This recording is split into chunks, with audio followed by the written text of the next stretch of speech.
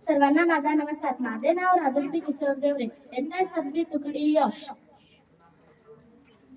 ना वाकायचे ना झुकायचे, ना वाकायचे ना झुकायचे, अन्यायावर पलटून वार करायचे, अन्यायावर पलटून वार करायचे, सन्मानाने जगायचे आणि सन्मानाने मरायचे, सन्मानाने जगायचे आणि सन्मानाने मरायचे.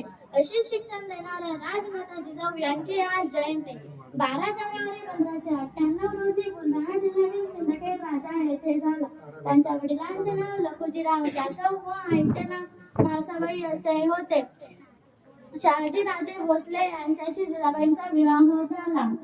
जाधव व भोसले या दोन्ही घराण्याचे पराक्रम जिजाबाईंच्या हाती होते.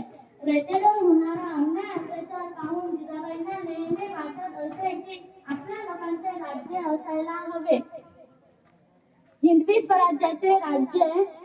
स्वराज्याचे राज्य तेजस्वी स्वप्न जिजाबाईंनी पाहिले होते. त्यांनी पुत्र शिवबांना लहानपणापासून शौर्याची कथा सांगून घडवले. शिवरायांनी स्वतःचा विचार न करता इतरांच्या कल्याणासाठी जगले, धर्मासाठी लढले.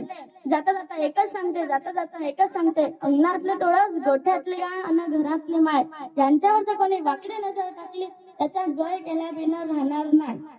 धन्यवाद.